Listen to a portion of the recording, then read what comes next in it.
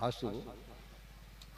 सुबह तो उन्होंने अपनी परेशानी यूं जाहिर की कि गाड़ी लग चुकी है, सामान भी तैयार है।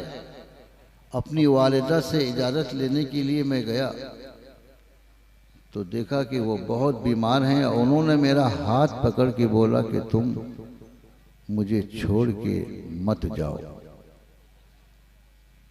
तो मैंने बर्जस्ता कहा कि अल्लाह तबारक व तआला आपकी वालिदा को शिफाए कामिल व आजिल अता फरमाए, मगर आप तशरीफ लाइए, हम जलसे को आपकी वालिदा की दुआए शिफा में बदल देंगे।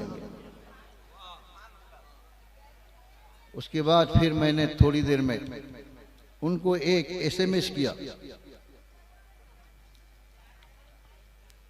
उसके बाद उनका फिर वॉइस मैसेज के जरिया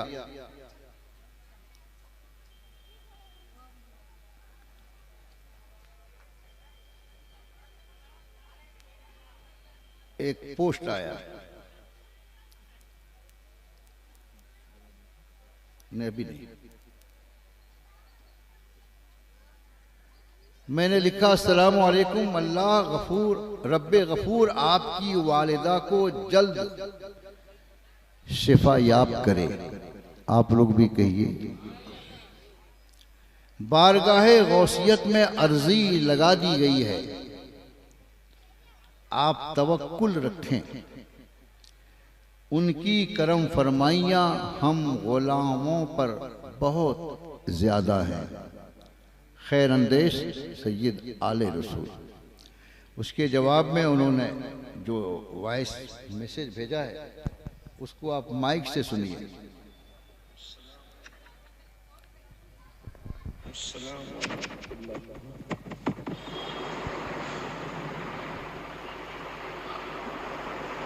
इस वक्त जिन हालात से मैं दो चार हूँ, जो जिन हालात से मैं गुजर रहा हूँ हज़रत, मैं आपको बता नहीं सकता और कुछ कह भी नहीं सकता। आप मुझसे बहुत बड़े हैं, मेरे बुजुर्ग हैं और मैं आपको अपना बड़ा भाई दिल से मानता हूँ हज़रत।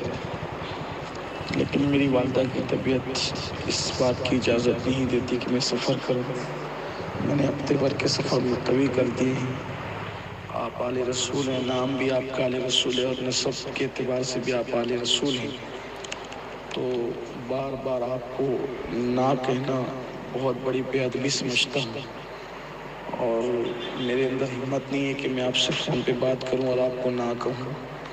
लेकिन मैं यहाँ उस वक्त इन्हीं के अंदर से टूटा हुआ हूँ और मेरी वालिदा की तबीयत और हालात मुझे कतई इजाज़त नहीं देते कि मैं सफ़र करूं। मैंने सबसे माज़रत कर ली है, लेकिन जिन प्रोग्राम वालों से माज़रत की है, चूँकि वो सादात में से नहीं है, तो मैंने उनसे कह दिया कि अब जो आप मुझे इस मामले में मजबूर ना करें।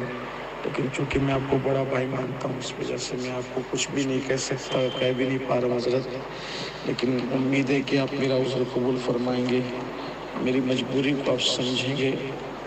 प्रोग्रामात और मामलात की अहमियत अपनी जगह है और मैं समझता हूँ कि आपने बहुत तैयारियाँ की है और सब मामलात भी हैं, लेकिन चूँकि मेरी अपनी मजबूरियाँ बेपनाह हैं, इसलिए जब तक वालिदा की तबीयत इत्मीनान बख्श नहीं होती, मैं किसी भी सफ़र के लिए नहीं निकल सकता। मुझे आप बहुत माफ़ फरमाएँ। उम्मीद है कि आप नाराज़ नहीं होंगे हज़रत और आप मेरी मजबूरी को समझेंगे, आप मेरी मजबूरी समझिए और दुआ भी फरमाएंगे मेरे लिए, मेरी वालिदा के लिए भी, और मुझे माफ़ भी फरमाएंगे। उन लोगों को बता दीजिए कि ये हालात है, ये कैफियत है, वरना अल्लाह जानता है क़तअन मैं इस प्रोग्राम को कैंसिल न करता। हालात साजगार होते तो मैं ज़रूर हाजिर हो जाता। वालिदा की तबीयत मेरे पैरों की ज़ंजीर है, इसलिए आप मुझे माफ़ फरमाएँ। अस्सलामु अलैकुम वरहमतुल्लाहि वबरकातुहू। हजरात मुलाहजा फरमाया, समाअत कर लिया आपने। माँ की मोहब्बत एक अलग शय है, फिर माँ की खिदमत। इस जज्बे के तहत वो इस प्रोग्राम में नहीं आ सके तो हमारा फ़र्ज़ ये नहीं कि हम उनसे नाराज़ हों, बल्कि हमारा फ़र्ज़ ये है कि हम उनकी उनकी वालिदा के लिए दुआए शिफा करें।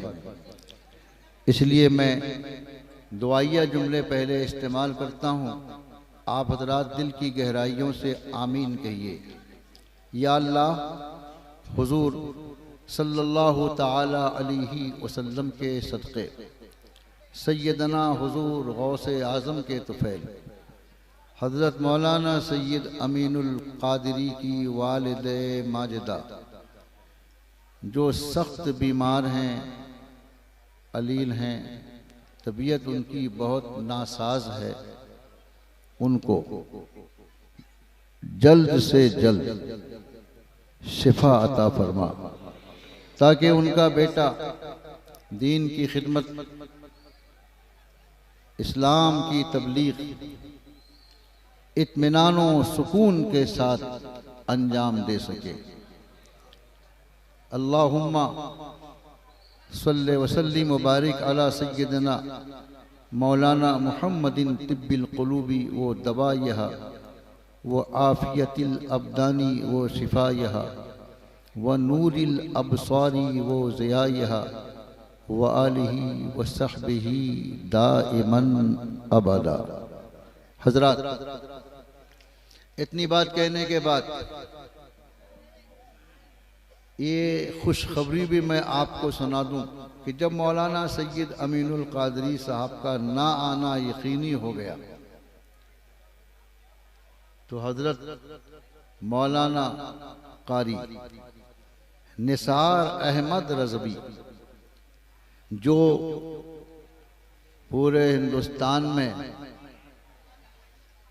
सैयदना आला हज़रत के मसलक की तर्जमानी बराबर करते रहे, और हकीकत यह है कि मेरे बहुत सारे अजीज़ मुक़र्रिरों में एक नाम कारी निसार साहब का भी है।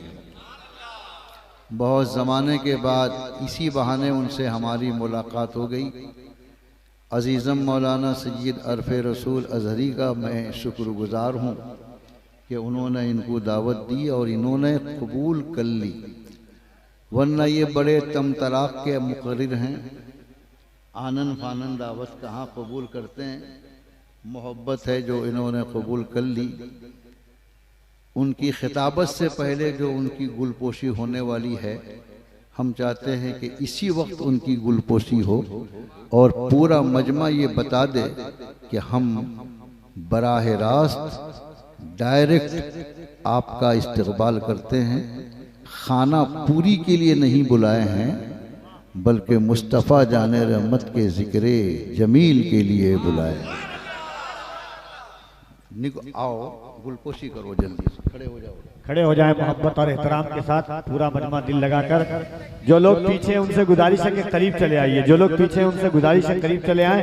नारे तकबीर, और जरा मोहब्बत से पूरा मजमा हाथों को उठाकर नारे तकबीर, नारे रिसालत, आला हजरत कॉन्फ्रेंस हजरत अल्लामा कारी निसार साहब किबला फैज़ाने हुजूर मुजाहिदे मिल्लत। देखने में कितने दुबले पतले हैं। 2 पीस हैं हमारे हिंदुस्तान में मुकर्रिर कि देखने में जितने दुबले पतले हैं, आवाज़ में उतनी ही ज़्यादा मोटापन भी है और तगड़ापन भी है।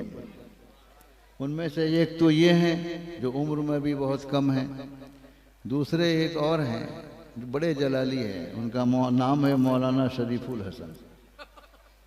ये दोनों बड़े दुबले पतले और तकरीबन कलर के एतबार भी दोनों बराबर हैं।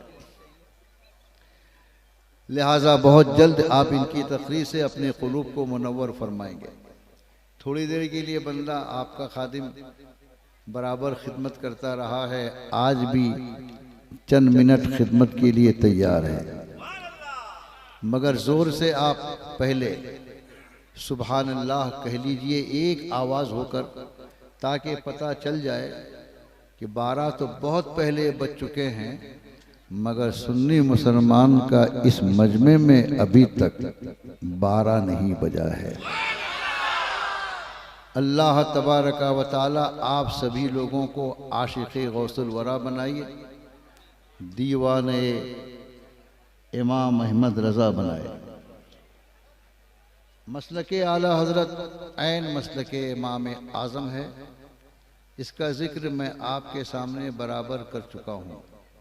हमको इस बात पर फ़ख्र है कि हमको जो मुर्शिद मिला है, हमको जो कायद मिला है, वो अनपढ़ और गंवार नहीं बल्कि आला हज़रत जैसा बा कमाल मिला है। हज़रात, बातें बहुत हैं, बहुत तवील हो जाएगी, इसलिए मैं इधर उधर की बातों से परहेज करते हुए अपने मुद्दा पर आता हूँ। मैंने जिस आयत करीमा की तिलावत की है, उस आयत करीमा में अल्लाह तबारका व ताला ने ज़िक्र मेराज किया है। अल्लाह तबारका व ताला ने उस आयत में ये फरमाया है कि मेरा महबूब इतना बाकमाल है, इतना बाकमाल है कि उसने मिनटों में 6 महीने के सफर को तय कर लिया है। लेकिन प्यारो, मेरे